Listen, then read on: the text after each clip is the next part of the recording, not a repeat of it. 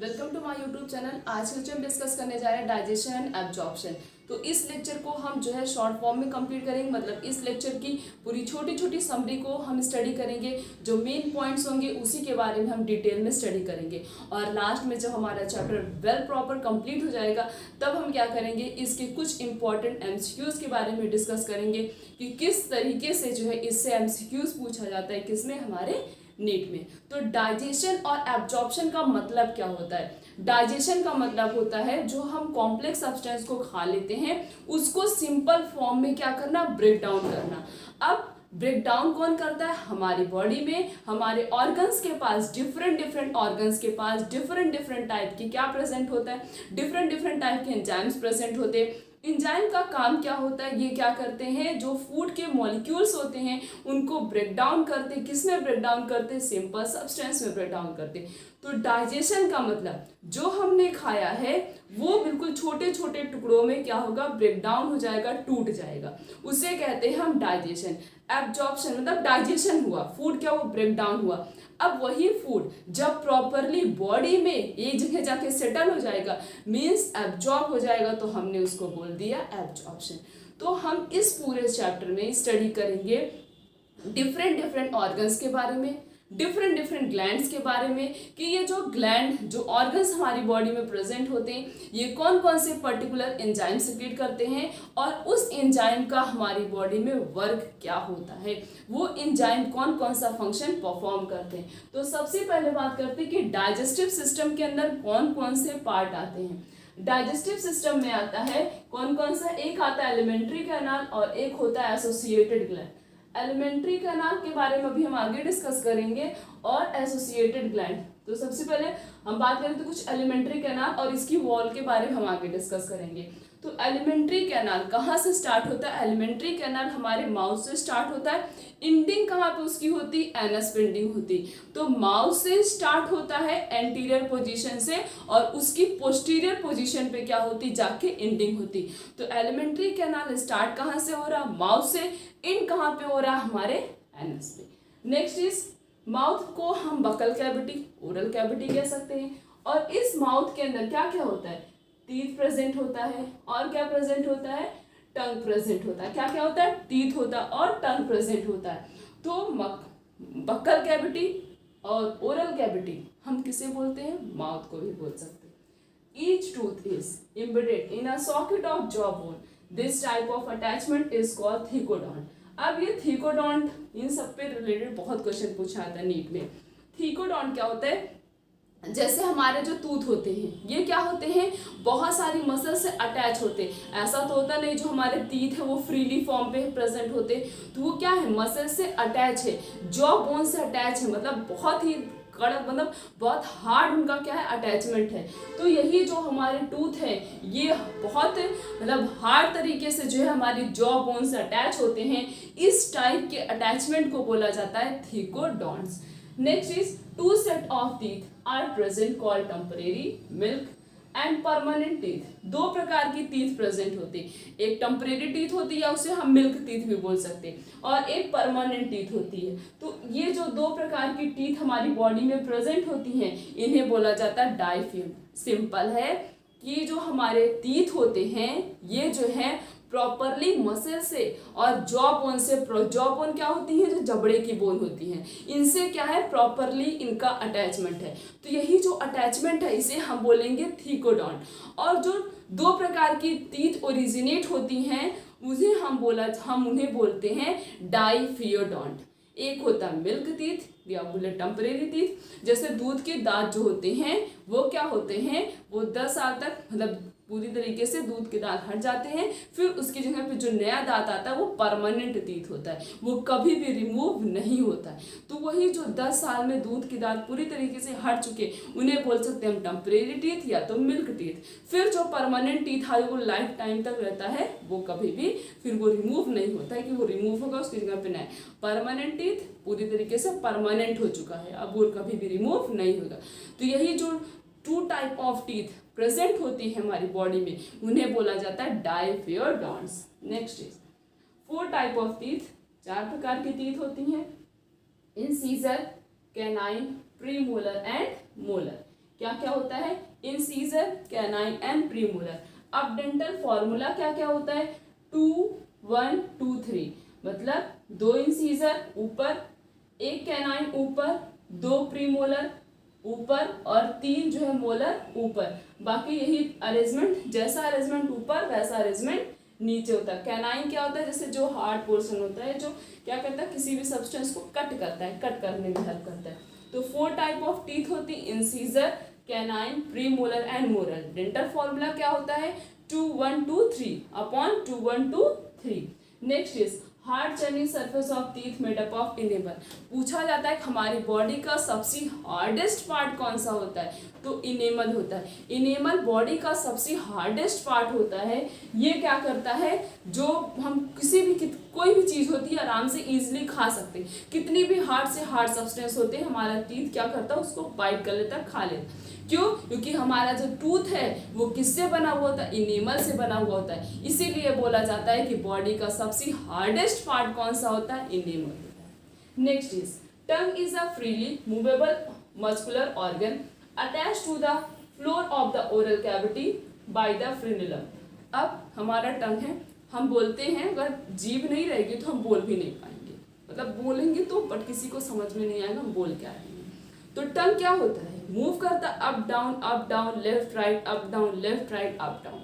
यही जो मूवमेंट हो रहा हमारे टंग में किसकी वजह से हो रहा है, क्योंकि ये फ्रीली अटैच होता है। किससे अटैच होता है, ओरल कैविटी, मतलब मुंह की जो मसल्स होती हैं उनसे वो फ्रीली अटैच हुआ है। अब ये क्या करता है, जैसे हम बोल रहे हैं तो क्या हो रहा है, टंग हमारा ऊपर नीचे अप डाउन हो रहा है।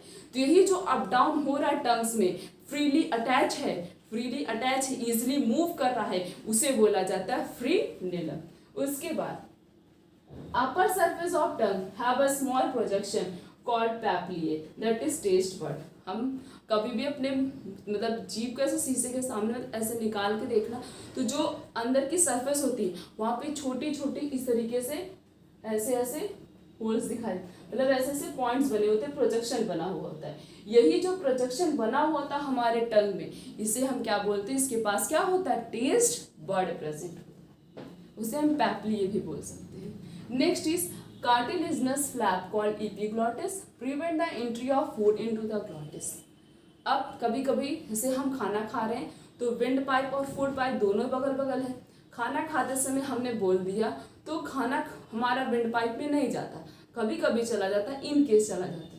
तो विंड पाइप में खाना नहीं जा रहा है तो उसके पास कौन सी कवरिंग पाई जाती है, उसके पास एपिग्लॉटिस की कवरिंग पाई जाती है, जो प्रिवेंट करती है ताकि फूड जो है हमारे विंड पाइप में ना चला जाए। इसीलिए बोला जाता है खाते समय बोलना नहीं चाहिए। अगर हम खाते समय बोलते हैं तो एपिग्लॉटिस की जो कवरिंग होती है उसके ओपनिंग के चांसेस बढ़ जाते हैं। तो अगर वो ओपन हो जाएगा तो हमारा खाना जो है वो हमारे विंड पाइप में चला जाएगा। इसी वजह से जो खाते समय किसी कभी कभी खांसी आने लगती है तो मतलब खाना जो है विंड पाइप में चला गया है। अब वो विंड पाइप से जो हमें खांसी आ रही है वो उसके द्वारा फिर क्या होता है, निकल जाता है। तो कभी कभी इनकेस ज़्यादा चला गया तो बहुत ज़्यादा प्रॉब्लम हो जाती। इसी वजह से किसी भी कंडीशन में खाना खाते समय बोलना नहीं चाहिए। तो एपिग्लॉटिस ऐसी कवरिंग होती है, एक प्रकार का कार्टिलेजिनस कैप होता है जो प्रिवेंट, कार्टिलेजिनस का मतलब ऐसी चीज़ जो फ्लैक्सिबल होती है, इजिली मूव कर सके, तो वो कैप होती है।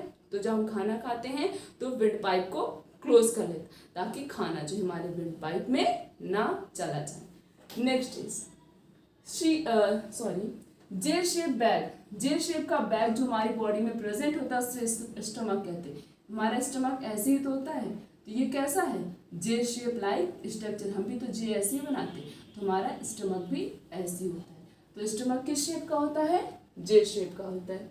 नेक्स्ट इज अब ईसोफेगस आगे जाके किस में ओपन होगा, ईसोफेगस, ये जो ट्यूब जाती है ये फूड पाइप की, ईसोफेगस बोले हम फूड पाइप बोले, ये आगे जाके किस में ओपनिंग होगी, इसके स्टमक में होगी। और उसमें कौन सा मतलब हेल्प करेगा उसकी ओपनिंग में, मस्कुलर एक्सपेंसर या तो जो है गैस्ट्रो ईसोफेजियल क्या करता है, प्रिवेंट करता है किसकी ओपनिंग, ईसोफेगस के स्टमक में। Next is stomach located in the upper left portion. कहाँ पे होता है हमारा स्टमक, लेफ्ट पोर्शन में होता है, मतलब ऊपर की तरफ लेफ्ट पोर्शन में प्रेजेंट होता है बॉडी के। एब्डोमिनल कैविटी के पास 4 मेजर पार्ट, हमारे स्टमक में 4 पार्ट होते हैं। एक होता कार्डिक, दूसरा होता फंडस, तीसरा होता बॉडी और चौथा होता पाइलोरी। जैसे ये हमारे स्टमक है, यहाँ पे आया ये विंड पाइप है, या हम बोले फूड पाइप है, या फिर उसे हम बोल सकते हैं ईसोफेगस। तो आगे जाके ये क्या है, फंडस है, उसके बाद ये क्या है, कार्डिक है, दिस इज बॉडी, और ये क्या है, पाइलोरिक, और यहीं पे जो है क्या शुरू होता है, ड्यूडेनम स्टार्ट होता है। यहीं पे ड्यूडेनम का थोड़ा सा पोर्शन ऐसे दिखाई देता है।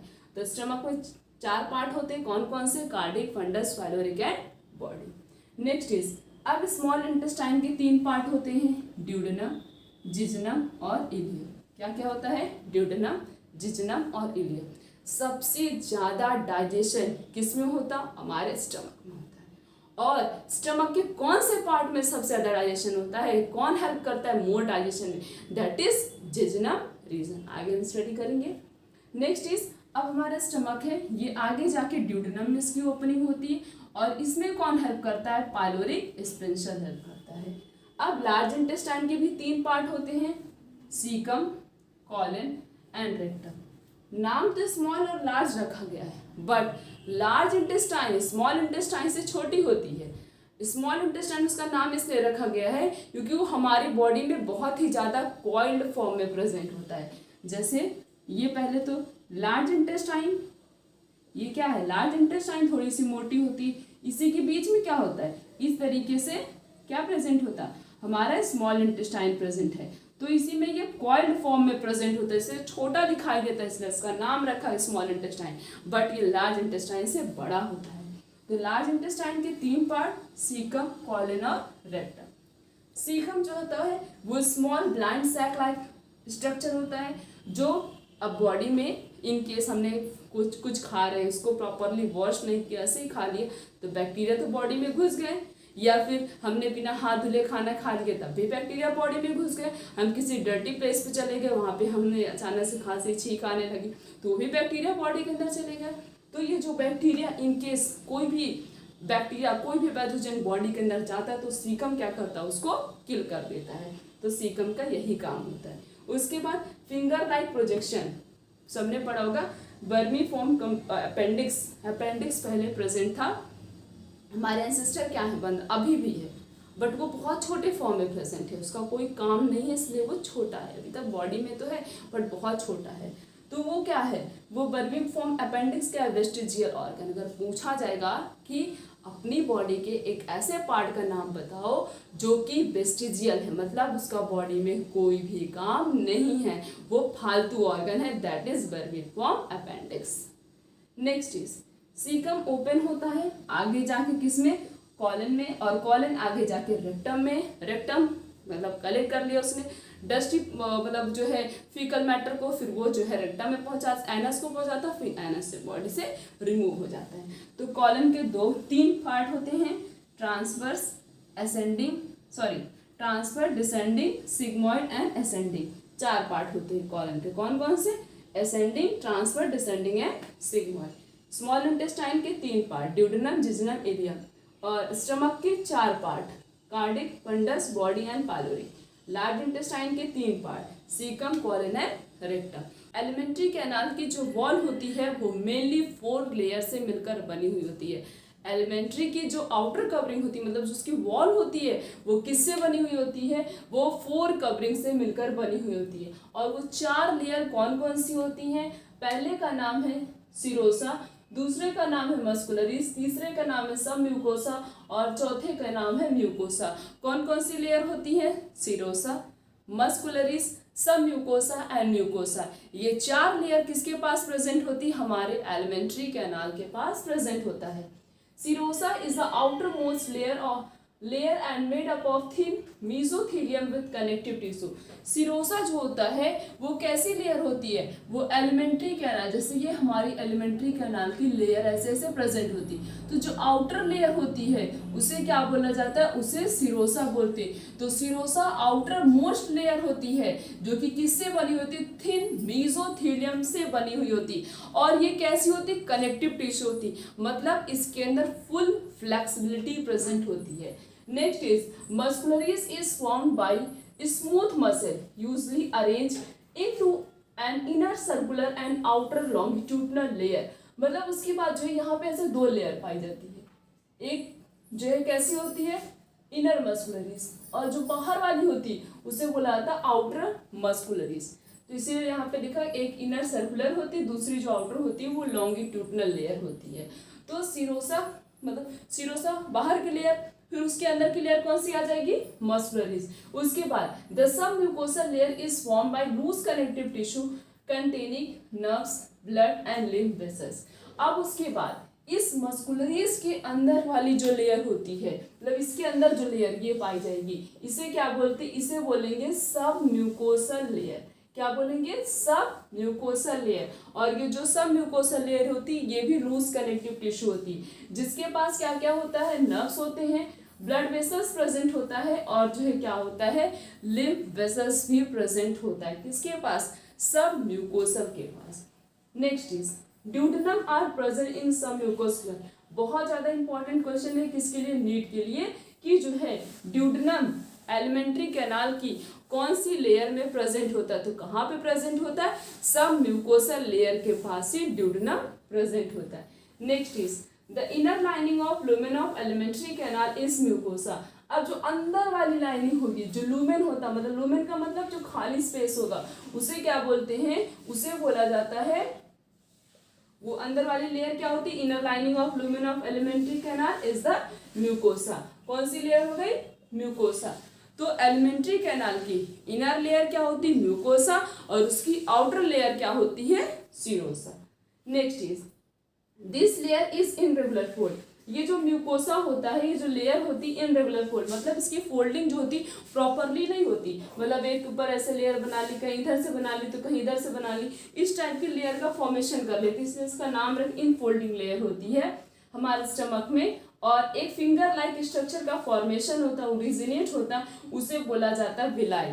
विलाई कहाँ पे होता है, विलाई जो स्टमक होता है वहां से, मतलब in the small intestine, small intestine के पास, वहीं पर हमारे स्टमक में सारे पार्ट प्रेजेंट होते हैं। तो जो स्मॉल इंटेस्टाइन है उसके पास फिंगर लाइक फोल्डिंग प्रेजेंट होती है, irregular finger like folding are present in small intestine, और उसे क्या बोला जाता है, उसे विलाई बोलते हैं। विलाई का काम क्या होता है, हमारे स्टमक के पास तो एससीएल प्रेजेंट है और भी बहुत सारी एंजाइम प्रेजेंट होती हैं जो फूड के डाइजेशन में हेल्प करती है, बट हमारे स्मॉल इंटेस्टाइन पास कुछ नहीं है, तो उसके पास विलाई प्रेजेंट होता है, जो क्या करता है, एब्जॉर्प्शन की सरफेस एरिया को इंक्रीज करता है, ताकि इजीली प्रॉपरली एब्जॉर्प्शन हो सके। तो next is villi are supplied with a network of capillaries and large lymph vessel called the lacteal. अब जो विलाई होता है उसी के पास से बहुत सारे बुक में इस टाइप के ऐसे डायग्राम बना हुआ है, वहाँ पे दिखाया गया है कि वहाँ पे नेटवर्क ऑफ कैपिलरीज फॉर्म होती हैं और बहुत सारे large number of blood vessels पास होते हैं उस विलाई से, उसे बोला जाता है लेटियर। और इस लेटियर का काम क्या होता है, जितने भी फैटी सब्सटेंस होते हैं, मतलब जब कोई चीज़ खाते हैं जिसमें फैट प्रेजेंट होता है वो लेटियर में ही जाके एब्जॉर्ब हो जाता है। तो ऐसे भी नीट में क्वेश्चन पूछा जाता है कि ऐसा कौन सा पार्ट है जहाँ पे जो है फैट का एब्जॉर्प्शन होता है, तो कहाँ पे होता है, लेटियर। क्योंकि जब हम कोई भी फैटी चीज खाते हैं तो हमारी बॉडी उसे एक्सेप्ट नहीं करती, मतलब उसको उस फॉर्म में नहीं एक्सेप्ट करती है, बट अगर वो किसी और फॉर्म में चेंज हो जाए तो हमारी बॉडी उसे एक्सेप्ट कर लेती है। आगे हम पढ़ेंगे कि किसके फॉर्म में जो है फैटी सब्सटेंस को कन्वर्ट होना पड़ता है जिसको हमारी बॉडी एक्सेप्ट कर ले। तो लेटियर में ही आके फैटी सब्सटेंस एब्जॉर्ब हो जाते हैं, उसके बाद उनका फर्दर डाइजेशन होता है।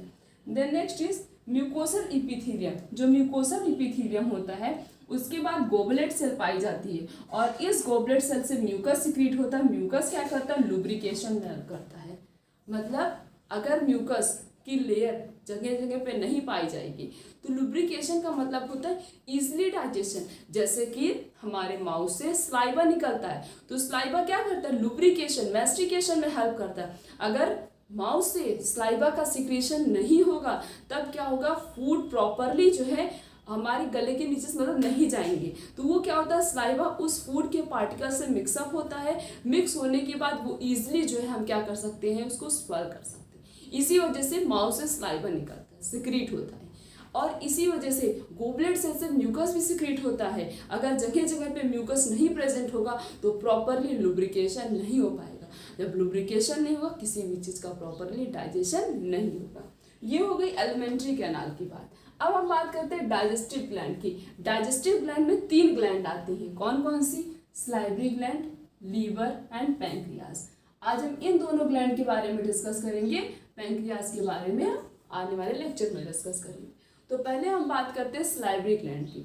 सलाइवा प्रोड्यूस बाय, सलाइवा हमारे माउथ से प्रोड्यूस होता है, बट वो मेनली जो है 3 सलाइवरी ग्लैंड से प्रोड्यूस होता है। कौन कौन से? एक तो पैराटिड होता है जो हमारे चिक पे प्रेजेंट होता है, और एक सब मैक्सिलरी जिसे सब मेंडुअल भी बोला जाता है जो लोअर जॉ पे प्रेजेंट होता है, और सब लिंगुअल कहाँ प्रेजेंट होता है? हमारे टंग के नीचे प्रेजेंट होता है। तो ये 3 ग्लैंड होती हैं जो क्या करती हैं? सलाइवा के सिक्रीशन में हेल्प करती हैं। अब हम बात करते हैं लीवर की। लीवर हमारी बॉडी का सबसे लार्जेस्ट ग्लैंड होता है। ये भी कई बार नीट के पेपर में पूछा जा चुका है। इतना इजी क्वेश्चन कभी कभी पूछे ताकि बच्चों के नंबर बढ़ जाए, तो ये भी पूछ लिए जाते हैं कभी कभी, which gland is known as the largest gland in, मतलब हमारी बॉडी का सबसे लार्जेस्ट ग्लैंड कौन सा होता है? तो वो लीवर होता है। और कभी कभी उसका वेट भी पूछा था, तो उसका वेट दिया गया है 1.2 to 1.5 kg। अब सिचुएटेड कहाँ पे होता है हमारा लीवर? प्रेजेंट कहाँ पे होता है? लीवर जो होता है वो एब्डोमिनल कैविटी में प्रेजेंट होता है, और बिलो द डायाफ्राम, डायाफ्राम के नीचे एब्डोमिनल कैविटी में हमारा लीवर प्रेजेंट होता है। लीवर के पास 2 लोब होते हैं, जैसे ये हमारा लीवर हो गया, एक लोब इस तरीके से होता है, एक लोब इस तरीके से, मतलब ऐसे पता चलता है कि जैसे 2 का इसका डिवीजन हुआ है, 2 पार्ट में हमारा लीवर जैसे होता है डिवाइड, इसलिए बोला जाता है लीवर के पास 2 लोब पाए जाते हैं। अब hepatic lobe are structure and functional unit of the liver connecting the hepatic cell. अब लीवर में जो सेल्स पाई जाती हैं उसे हेपेटिक सेल कहा जाता है। अगर कहीं भी टर्म आए हेपेटिक तो मतलब वहाँ पे लीवर की बात की जा रही है, अगर हेपेटिक सेल की बात की जाए तो मतलब वहाँ पे लीवर की सेल की बात की जा रही है। तो हेपेटिक लोब जो होता है वो ये जो 2 लोब होते हैं, हम लीवर की लोब को क्या बोल सकते हैं? हेपेटिक लोब भी बोल सकते हैं। तो जो हेपेटिक लोब होता है वो स्ट्रक्चरल और फंक्शनल यूनिट होता है किसका? लीवर का, जिसके पास क्या होता है? Hepatic sales. मतलब ये जो 2 लोब्स पाई जाती हैं इनके पास सेल्स पाई जाती है, मतलब लीवर के पास सेल है तो लीवर को हम हेपेटिक भी बोल सकते हो, तो मतलब जो है उनके पास हेपेटिक सेल्स प्रेजेंट होती हैं।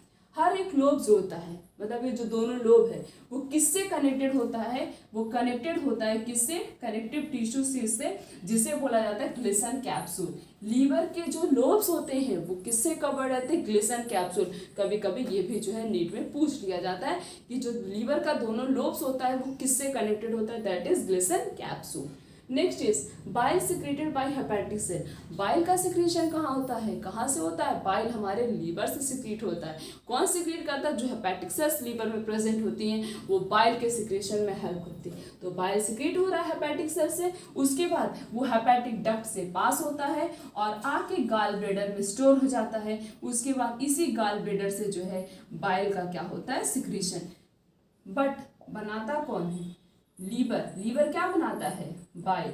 और ये बाइल स्टोर कहाँ पे होता है? हमारे गाल ब्लैडर में स्टोर होता है। ये तो रही बात किसकी?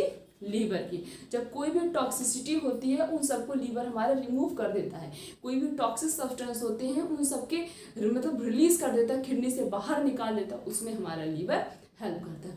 तो हमने इस लेक्चर में एलिमेंट्री कैनाल और 2 डाइजेस्टिव ग्लैंड के बारे में डिस्कस किया। आने वाले लेक्चर में हम पैंक्रियाज के बारे में डिस्कस करेंगे और भी जो है फंक्शन के बारे में डिस्कस करेंगे, इन सब का फंक्शन क्या होता है। तो आज का लेक्चर यहीं तक। Thank you.